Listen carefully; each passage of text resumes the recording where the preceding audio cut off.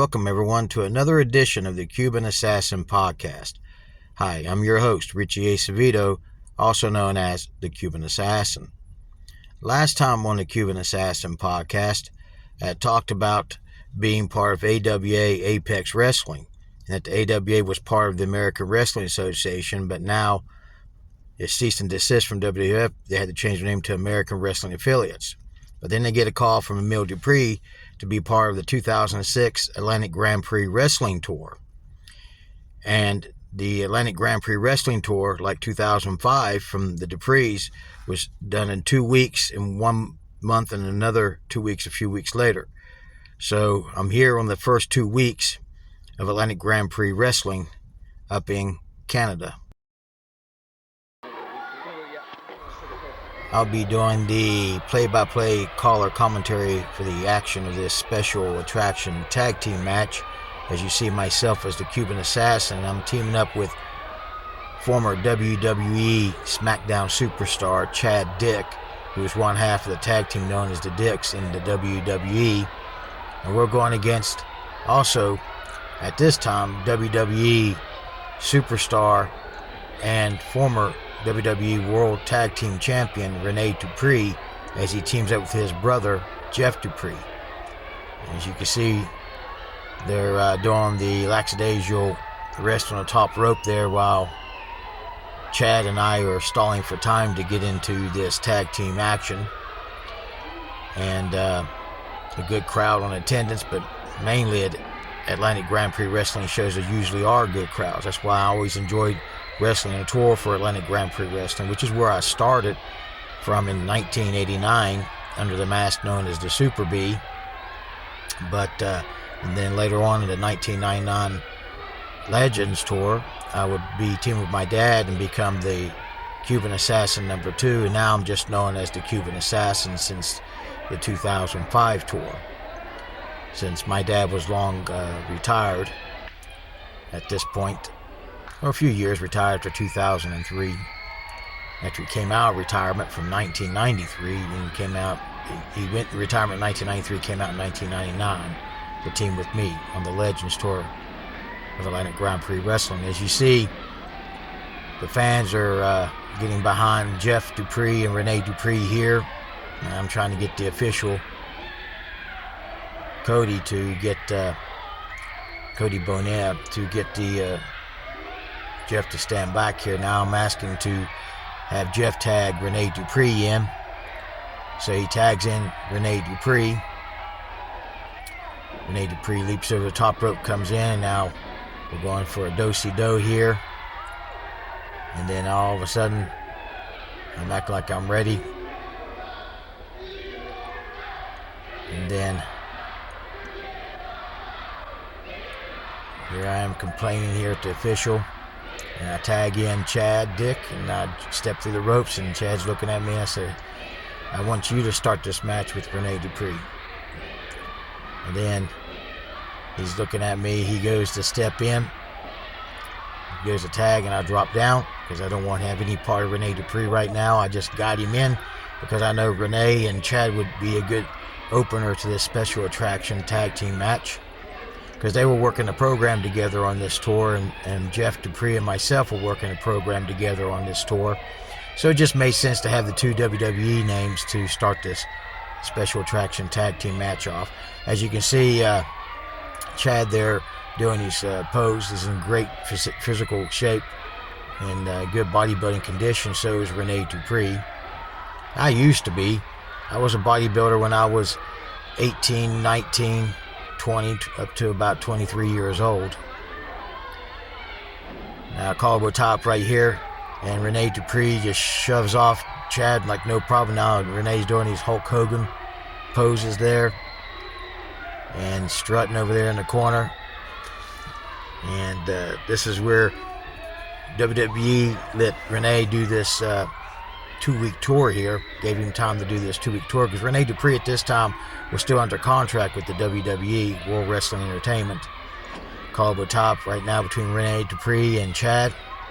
And Chad does an arm drag takedown onto Rene Dupree, and now he's doing his strut, and he's Chippendale dancing. Just special side note here, Chad had to take special dance lessons to learn that Chippendale dance routine.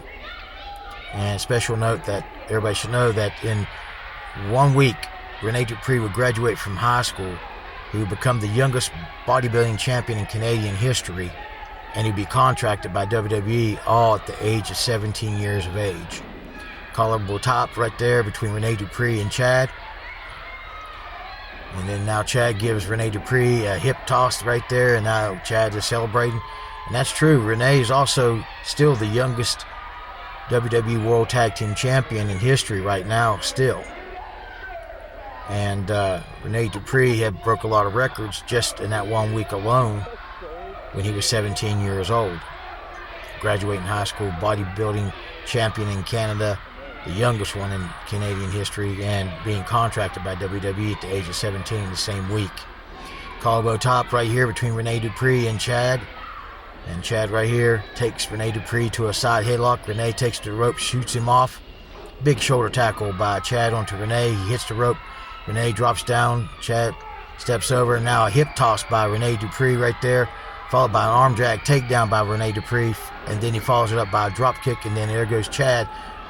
Rene tried to take a cheap shot at me, and I dropped down. And then here Jeff was going after Chad, but the official, Cody Bonaire, is telling him to get back into his corner and back them up, and doing the standard outside ring 10 count for both Chad and myself. Now listen, Chad and myself, when we first met, we didn't hit it off really good. We just kind of, when we got put together as a tag team, decided to act like a tag team and to be professional, and we ended up becoming very good friends and very good partners. We had the best Beauty and the Beast tag team combination, in my own opinion, and we were totally opposites, and yet we got along with that Beauty and the Beast concept. And we really did well as a tag team. He was one of my best tag team partners I ever had in my professional wrestling career. And there was a lot of people that were good partners with me, including my dad, Angel Acevedo, my son Quentin Acevedo, along with Scotty McKeever and Jason the Gift Kincaid. And Chad is one of those. There's a drop toe hold by Rene Dupree. He just stands on, walks over the back of Chad, and then tags in Jeff Dupree. Both of them give him a stomp there. Jeff picks up Chad, gives him a backdrop onto the leg, goes for a cover, only a count of 1.5 as Chad kicks out right there.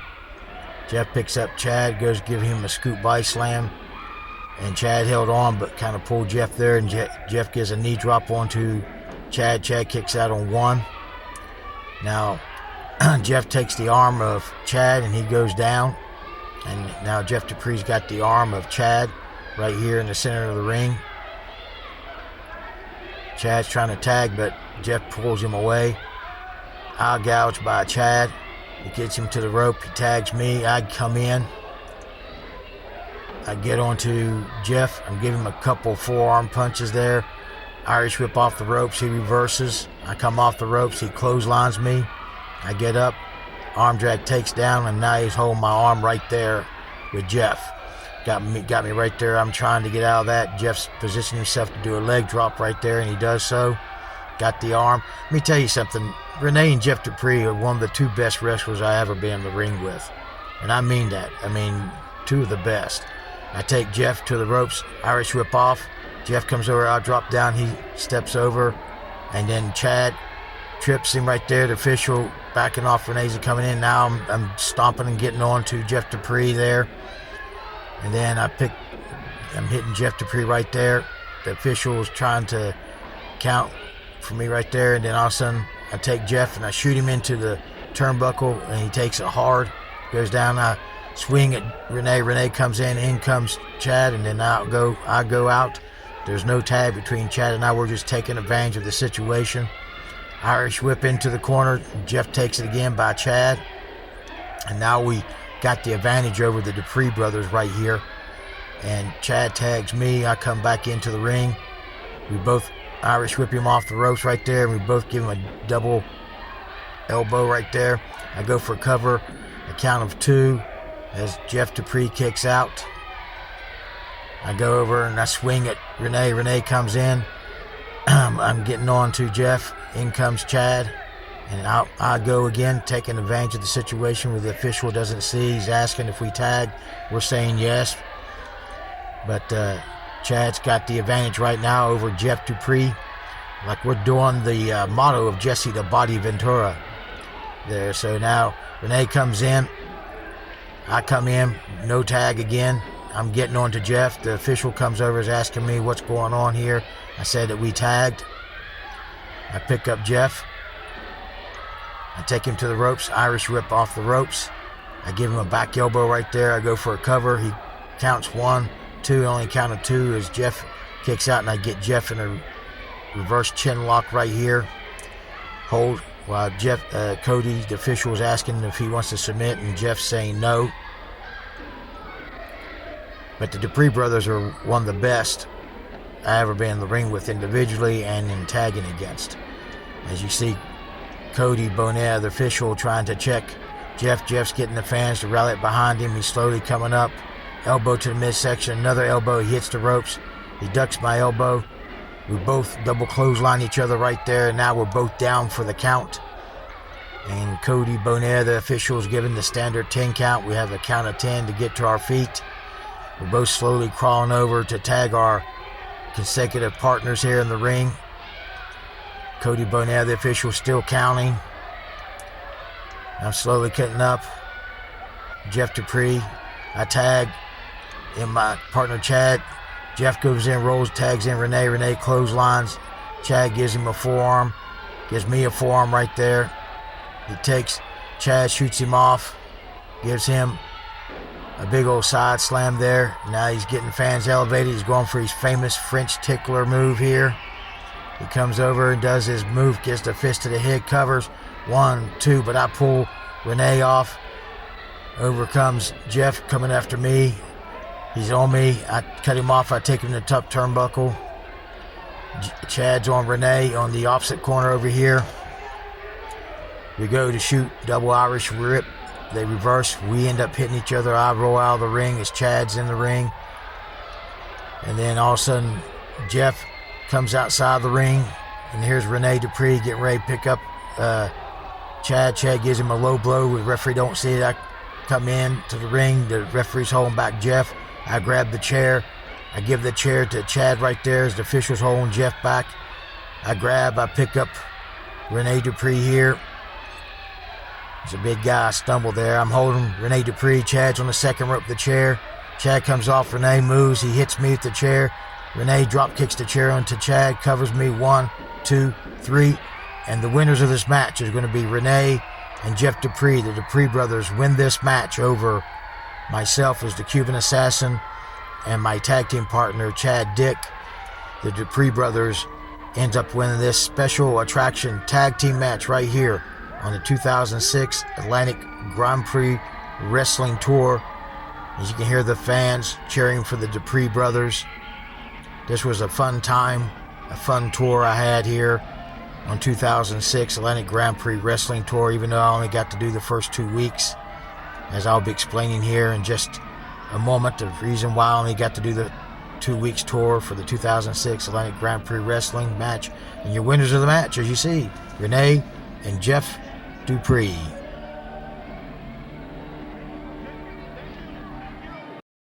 Now, after the 2 weeks in Canada, the 2006 Atlantic Grand Prix Wrestling Tour, I come home, and then all of a sudden I find out that my marriage is over. Now, I have to say it's not easy being married or dating a professional wrestler. So my marriage was over, and I was devastated on that. And then later on, I found out my good friend, Zach Worthington, who was known as Zach T. Maniac. He was a referee and sometimes manager and security for wrestling shows, was murdered. He and his fiancée were both murdered by her ex-boyfriend. And this was a heartache to me. First, coming back home and finding out that my marriage was over, and now one of my good friends had been murdered. So I kind of went into a depression, and I changed the whole character to be the Cuban Assassin Richie Acevedo. I cut my hair, shaved my beard, and I got rid of the Army fatigues. Now I'm in traditional wrestling gear, black trunks, black boots, and black knee pads.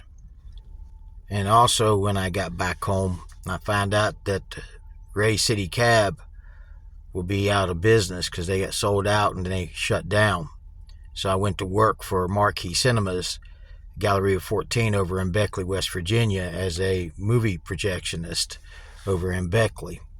And I also went back to wrestle at AWA Apex Wrestling, now known as the American Wrestling Affiliates, because they're no longer the American Wrestling Association.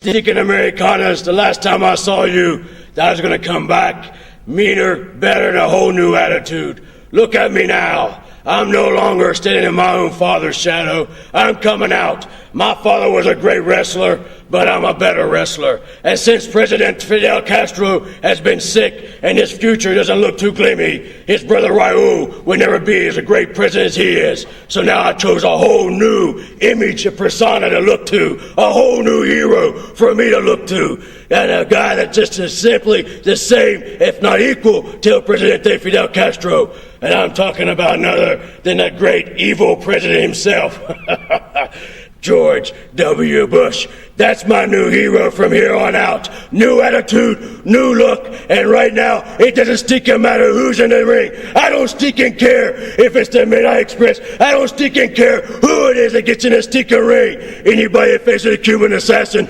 Richie Acevedo, they're gonna learn to respect me. Viva la Cuba! Now I'm gonna show you what I'm all about.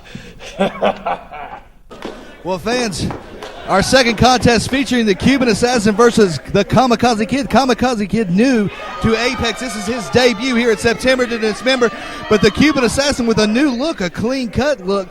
He is a veteran not only to the sport, but at AWA Apex, a three-time tag team champion. But having his words at ringside with the fans who are all over him as usual for his pro-Castro, pro-Cuba views. And the Kamikaze Kid, who I've seen before, who's an outstanding athlete, he is everything his name lives up to be. He is a kamikaze. I mean, he will fly through the rafters, he will flip, he will flop, and he has that great lucha libre style going against the Cuban Assassin. Collar and elbow lockup, and the Cuban showing the decided strength advantage early on, saying that he's nothing. And the crowd is livid here. Kamikaze Kid, welcome to the American Wrestling Association. Of course, the Kamikaze Kid I saw in that lightweight championship tournament in Burlington last year.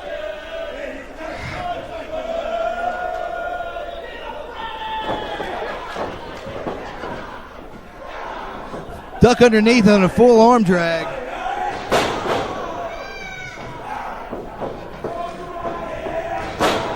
The Cuban delivering those blows into the shoulders.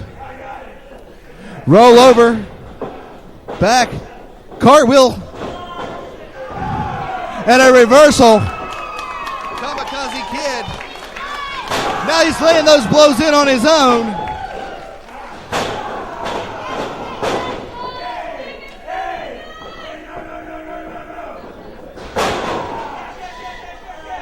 As the Kamikaze Kid puts that deep arm bar on the Cuban Assassin, and the Cuban, he looks a little worse for wear here. Picks him up, shows that strength. Beautiful fireman's carry into the reverse, just as we said that he was on the underside. What a great second-generation grappler showing his skills. Of course, going back to his roots, going back to those grappling roots. And the Cuban looking good now, going to town, going to work on that arm.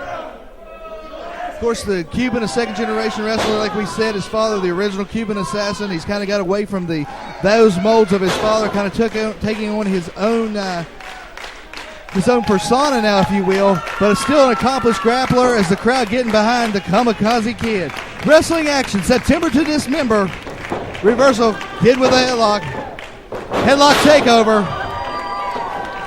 Beautiful, beautiful. Cuban rolled him over for pinning a combination, but Kamikaze remaining in that hold.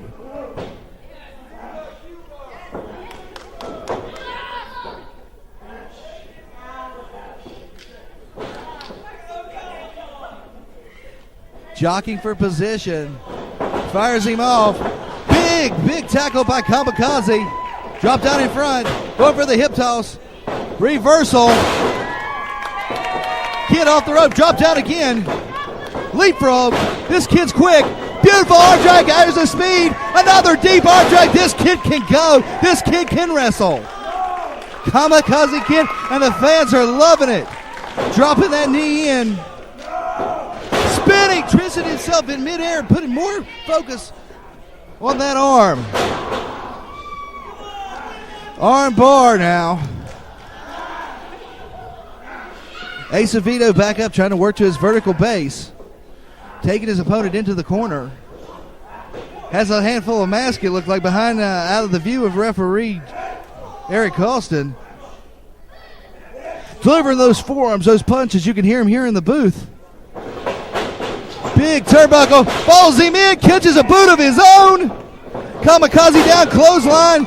Putting Richie down. Another big clothesline by Kamikaze. The assassin. Richie Acevedo. Back to that hold. That's a mark of a champion. Back into that arm drag. The kid has impressed me here in his debut at September to Dismember. 5 minutes gone in this contest. 5. Claiming that he pulled his hair at the halfway mark of this bout. Giving him a knee for his trouble, backing his opponent in. I mean, this wily veteran, as good and as quick as this kid is, you know, Acevedo's a veteran. Big boot, put his head down, and a clothesline of his own. And a stomp, and now he goes to work, and this is where the Cuban is the most dangerous. Right here, going to town. He's got his opponent down and prone, wore out. Going for a suplex. Big suplex. Shout now, Viva La Cuba. 1, 2. Almost a 3 count, but he didn't hook a leg. You've got to hook a leg here in the American Wrestling Association. Making his opponent carry his own weight with that rear chin lock. Not only does he have to work from the down position, but he also has to carry his opponent's weight. He's got to get himself up to that vertical base. The fans rallying behind him, and that's exactly what he's done, laying those elbows in. Acevedo put his head down now. Sunset flip. 1, 2. It could be. No. Boot to the midsection. Small package inside cradle. 1, 2. Oh, I thought he had him right there. Driving his man back to the corner, using that momentum. Climbing up now. Calling for the approval of the fans. That might be some wasted time. Laying those punches in there.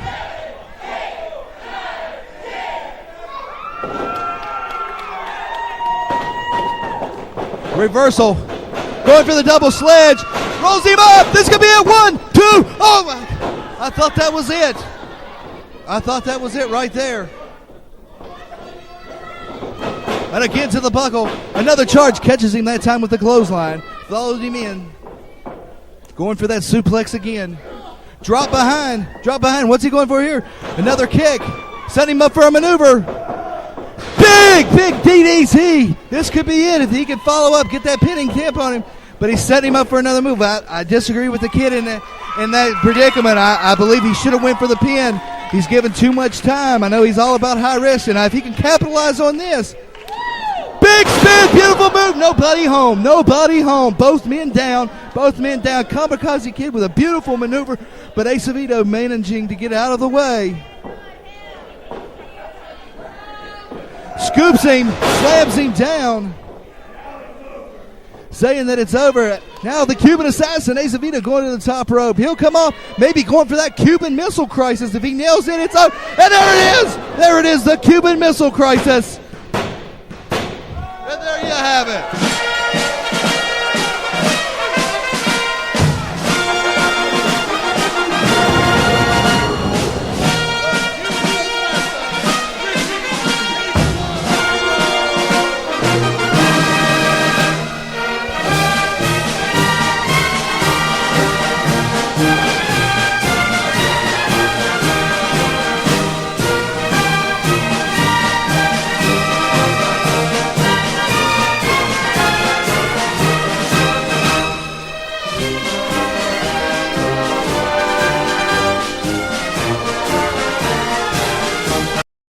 Now, I would end up leaving AWA Apex Wrestling, and AWA Apex Wrestling was shut down shortly after I left, and now I'm considered a free agent. Next time on the Cuban Assassin podcast, I'll be talking about me being a free agent and wrestling for several other indie promotions. And I'll talk a little bit more about my personal life. The Cuban Assassin podcast is produced, written, edited, and directed by me, Richie Acevedo, at Mountain Man Productions. Special thanks goes to Ben Hilton for the opening and closing demographics on today's podcast. Special thanks goes to my late mother, Yvonne Dempsey, for the photographs used on today's podcast. Special thanks goes to Renee Dupree and the Gauguin family, and special thanks goes to Brian Logan and Three Crows Entertainment for the videos of the matches used in today's podcast. You can reach me at Mountain Man Productions at Outlook.com. That's capital N for Mountain, capital M for Man, and capital P for Productions at Outlook.com, or you can simply leave a comment. If you like these episodes of the Cuban Assassin podcast, please like and share. I'd really appreciate it. I hope you enjoyed this edition of the Cuban Assassin podcast, and I look forward to seeing you next time, right here on the Cuban Assassin podcast.